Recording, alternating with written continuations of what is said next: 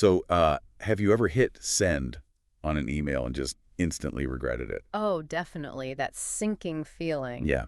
Or maybe you've stared at, a totally overflowing inbox, just not sure how to reply to a really tricky message. Happens all the time. Right. In the modern workplace, email is, well, it's way more than just a quick note. It's a powerful tool. It's often your first impression. And sometimes, let's be honest, a minefield. Exactly. A total minefield. Yeah. So today, we're taking a really comprehensive deep dive into professional email communication. We've pulled together insights from masterclass guides, some really in-depth study materials, basically to give you a shortcut to becoming truly well-informed on this essential skill. Yeah, it's Our fun. mission. Well, it's to help you turn your inbox from, a source of stress into a real platform for professional success. It's interesting, isn't it? An email is often described as a silent ambassador. Silent ambassador. I like that. Yeah, think about it for a sec. It's your digital handshake, right? It's a Right. formal record, and it's a potent tool of persuasion. And more than that, it's a direct reflection of your personal brand, even your corporate brand. So it's not just, like, nice to have. Not at all. This isn't just a soft skill. It's a core professional competency. It really builds the digital architecture of how we work today. Okay. A clear, concise, thoughtfully composed email. It can build trust. It can speed up decisions, prevent misunderstandings. Huge misunderstandings sometimes. Absolutely, and profoundly elevate your professional standing. It's a powerful lever, really, for efficiency and influence. That silent ambassador idea really sticks. It highlights the weight every single email carries. So, okay, if we want to truly master this, where do our masterclass guides say we should even begin? Good question. Like, what are the absolute foundational principles we need to get down before we even, touch the keyboard? You're right to start there. The material consistently points to 3 overarching principles. They really underpin every successful message. Okay, 3 pillars. Pillar 1 is clarity and conciseness, which is essentially the respect for time principle. Respect for time. Make sense? In today's incredibly busy world, right, a vague or rambling email creates what they often call cognitive friction. Cognitive friction. That's a great phrase for it. For anyone wondering, it's like making the readers solve a puzzle just to figure what you want. Exactly. It forces them to work way too hard to understand your message, and frankly, They might just give up or Uh-huh. misunderstand completely. precisely. And one of the most effective strategies here, borrowed directly from military communication, is the BLUF method. BLUF, right? Heard of that. Yeah, bottom line up front. It just means putting the most important information or your main request right at the very beginning of your email. Okay. For busy executives especially, this ensures your core message gets across even if they only skim the first few lines. That's brilliant. We saw a fantastic example in the materials comparing like a rambling, unclear email about a Q3 marketing campaign budget approval Right. with one that was clear, concise, and totally BLUF. The after version was just so much stronger. How so? Well, the subject line was specific, the request was right there in the first sentence, the why was clear, and they included a specific deadline. It just cut through all the noise. Exactly. And to achieve that kind of clarity, another key takeaway is one email, one purpose. So don't mix topics. Right. Separate emails for separate topics. Yeah. Don't try to cram 5 different requests into one monster message. Okay. Also, cut redundant words. Think about changing in order to just 2. Simple. Or due to the fact that they becomes because. And always use simple language. Avoid overly complex jargon unless you're absolutely sure it's standard and understood by your audience. So clarity trumps trying to sound smart. Always. It's about being understood, not sounding complex. That's pillar 1. Okay, so if clarity is the first pillar, what's next? Because, you can be crystal clear but still get the message completely wrong if your tone is off right. Absolutely spot on. Pillar 2 is mastering professional tone. The material calls it the art of digital body language. Digital body language. Interesting. Yeah, because unlike face-to-face, where you have expressions, vocal tone, your email's tone is conveyed entirely through your word choice, punctuation, sentence structure. I'm getting that wrong. Can be disastrous, unintentionally offensive even. It's incredible how much weight words alone carry. So how do we navigate this formality spectrum the sources talk about? It's crucial. You really need to know your audience. Right. For formal emails, think new clients, senior execs, anyone you don't know well. Use a full salutation like, "Dear Mr. Smith," Avoid contraction. So do not instead of don't. Exactly. And sign off with sincerely. It signals respect, professionalism. Got it. Then there's semi-formal. This is your workhorse, the most common tone for day-to-day business. Hi, John. Contractions are generally okay. Like it's or where. Yep. And best regards, or kind regards, are common sign-offs. It balances professionalism with a bit of friendliness. Okay, that makes sense for most work emails. And finally, informal. Now, this is only for close colleagues where you have an established friendly relationship. Where, hey, Maria, might be okay. Potentially, yeah. Or even emojis, but that really depends heavily on your specific workplace culture. You have to know your environment and your relationship. That's a really clear breakdown. And it's not just the greeting, is it? It's also about positive versus negative phrasing. I've seen that totally change how something lands. It truly does. So instead of saying, we can't process your request because you failed to fill out the form correctly, which sounds accusatory. Yeah, puts them on the defensive. Right. Try it. For us to process your request, please fill out the attached form. It frames it as a necessary step, a solution, not blame. Much better. Or instead of the blunt, that's a bad idea, which can just shut down the conversation. Yeah, kills collaboration. Try something like, thank you for the suggestion. I see some potential challenges. Could we maybe explore some alternative solutions? It invites discussion rather than creating confrontation. That's a really powerful distinction. But is there a point where being too positive or indirect might, I don't know, undermine the message if you need to be firm? That's a great question, and that's where active versus passive voice comes into play. Okay. Active voice, like I completed the report, is generally clearer, more direct, and sounds more confident. Then passive, like the report was completed by me. Exactly. Now, passive voice can be useful sometimes for diplomacy. You know, a mistake was made, which kind of de-emphasizes who made it. Focuses on the event, not the person. Right. But use it sparingly and always intentionally. For most business communication, active voice, that directness, it builds trust. Okay, clarity, tone. What's pillar 3? I think we've all been there hitting send and then scutting that awful typo. Ugh, yes. Or worse, realizing you forgot the attachment you mentioned. Oh, that stomach-dropping moment where your silent ambassador suddenly trips and falls flat on its face. Oh, good way to put it. Our guides call a poorly proofread email the unforgivable sin. Why such strong language? Why is it so critical? Because an email with typos or grammatical errors sends a really clear, unintended message. I don't care enough about this communication or you to review my own work. Ouch. That's blunt. It instantly undermines your credibility, your professionalism, far more than people often realize. It basically says you're careless. Okay, point taken. Yeah. So how do we avoid those unforgivable sins? The good news is there's a process, right? Yes, thankfully. A powerful, multi-step proofreading process. Okay, lay it on us. What does this look like? First, use technology first. Spell checkers, grammar tools like Grammarly. They're your initial line of defense. But, and this is crucial, they are absolutely not foolproof. They miss context, nuance. Got it. Don't rely on them completely.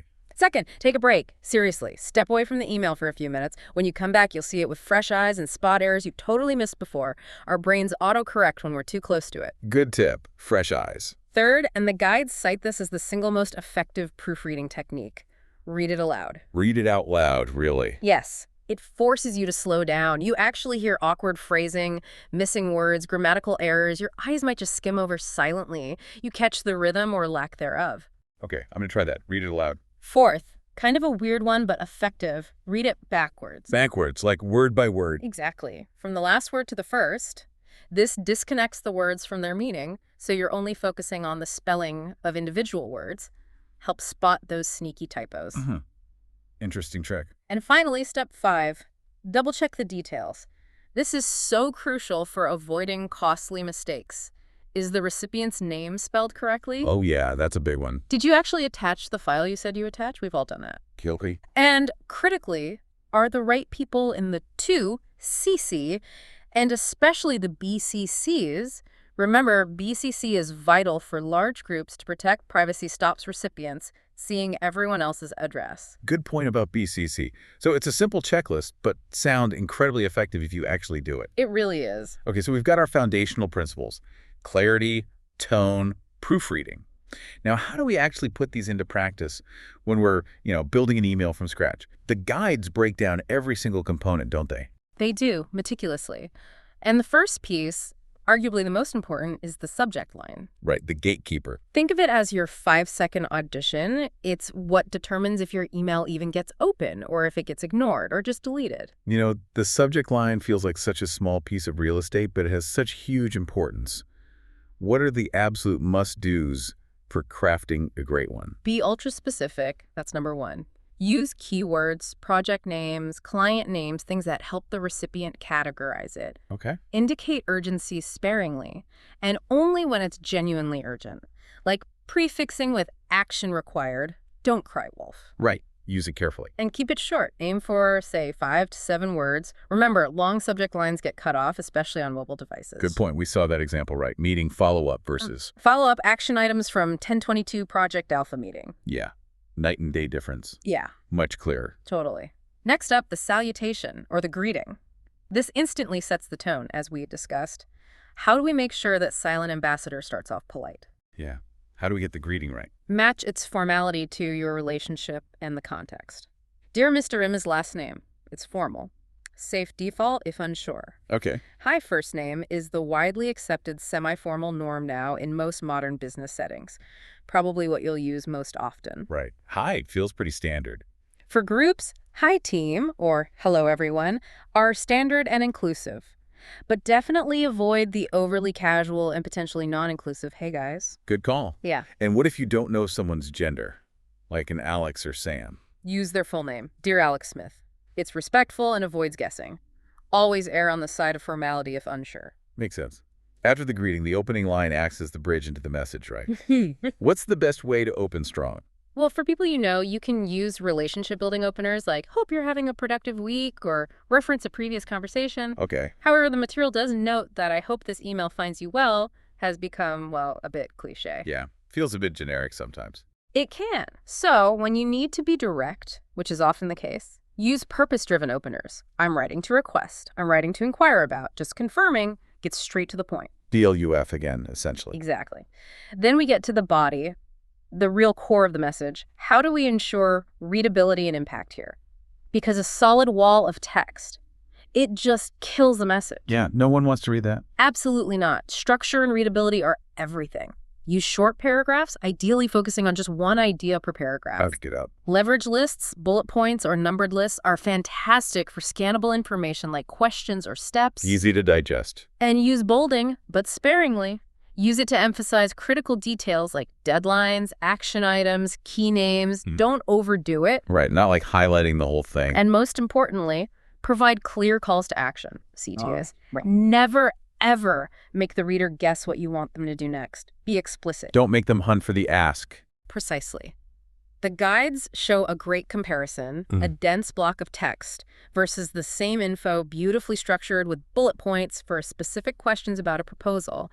The difference in clarity is huge. Yeah, visual structure matters. Okay, so after the body, there's usually a brief closing line, right? Just to wrap things up politely. Exactly. Something simple like, I look forward to hearing from you, or please let me know if you have any questions.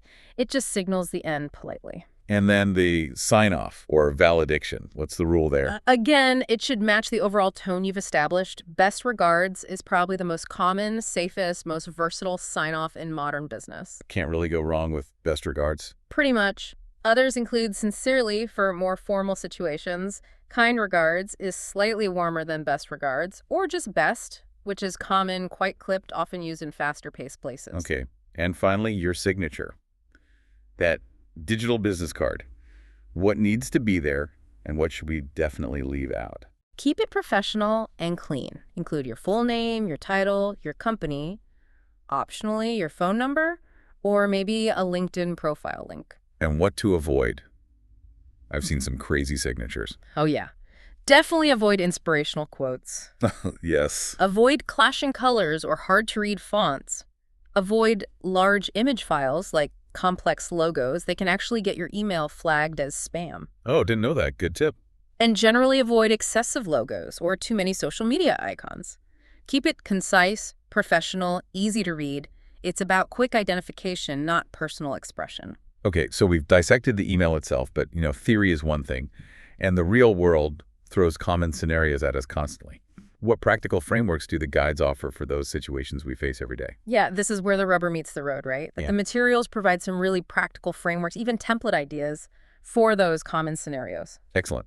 Let's quickly highlight a few key ones. First, making a clear request.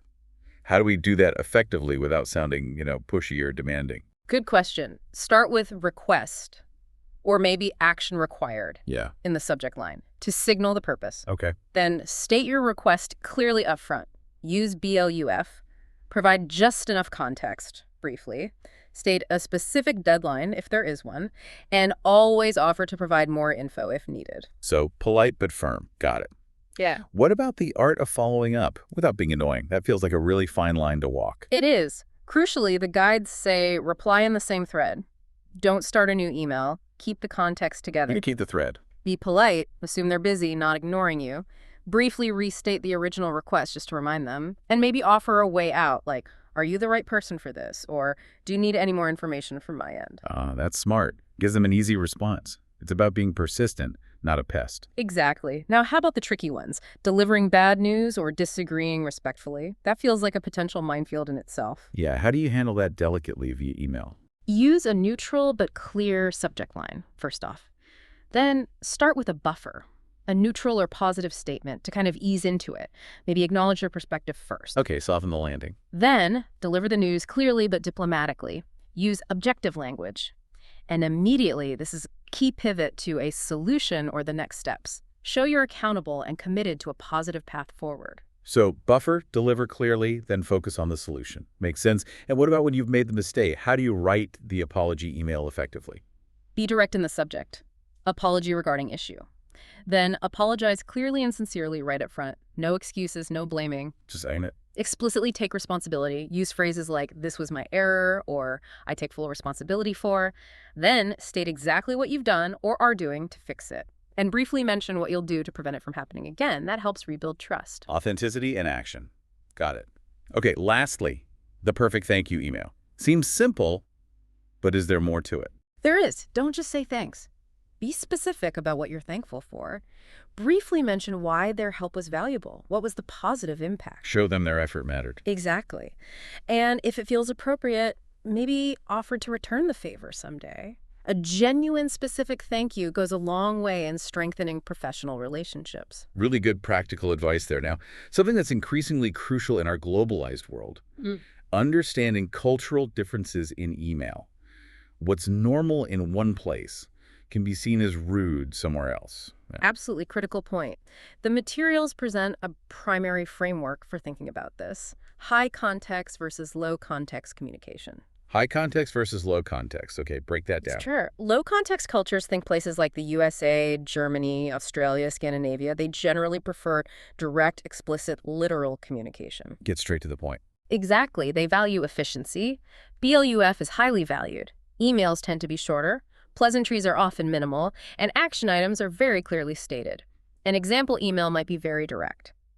Please provide your feedback on the attached plan by EOD tomorrow, Tuesday. Okay, very direct. So the silent ambassador there is efficient. Precisely. Conversely, high-context cultures, places like Japan, China, many Latin American countries, Arab nations, they tend to favor indirect, nuanced communication. More reading between the lines. You could say that.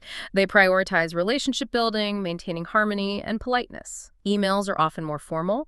The opening is really critical for building rapport before getting to business. Okay. Requests might be phrased more indirectly, like, I was wondering if it might be possible, rather than, please do this. And a formality in greetings and sign-offs is generally expected. So an example there might include More polite openings like, I hope this email finds you well.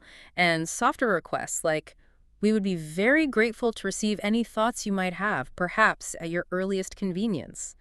The ambassador here takes more time to build that trust and relationship first. So the key differences really are around directness, formality, the importance of pleasantries, and how deadlines are framed explicit versus maybe more flexible. Exactly. Those are the main dimensions. What's the golden rule then if you're communicating internationally and you're just not sure about the cultural context? The general rule provided across the sources is pretty clear. When in doubt, always err on the side of being more formal and polite. Better safe than sorry. Absolutely. It's far safer to be perceived as a little overly formal than as rude, abrupt, or disrespectful. Your silent ambassador should always aim to present itself respectfully, especially across cultures. That makes a lot of sense. So wrapping this all up, the overarching lesson from all the material we've dug into seems clear. An email is never just an email. Never just an email. It's a powerful tool. When you wield it with skill, with mindfulness, it can build bridges, solve complex problems, and genuinely propel your career forward. And mastery isn't about just memorizing templates, is it? Not at all. It comes from really internalizing the principles behind them, developing that awareness of your audience, your specific purpose for writing, and the subtle but significant power of your words. It's about treating every single email as an opportunity, really, an opportunity to build trust and show your professionalism. Exactly. So maybe here's a provocative thought for you, the listener, to carry forward from this deep dive. Okay, let's hear it. Before you hit send on your very next email, just pause, maybe for 10 seconds, read it aloud like we discussed. Ask yourself, is it clear? Is the tone right for this person, this situation? Is it genuinely free of errors? And maybe most importantly, is this an ambassador you would be truly proud of? It's a powerful final check. Is it an ambassador you'd be proud of? By adopting that kind of mindful approach, you really will transform your writing. Strengthen your professional relationships. And turn your inbox from a source of dread into an engine of your success. You'll have mastered the art of the silent ambassador.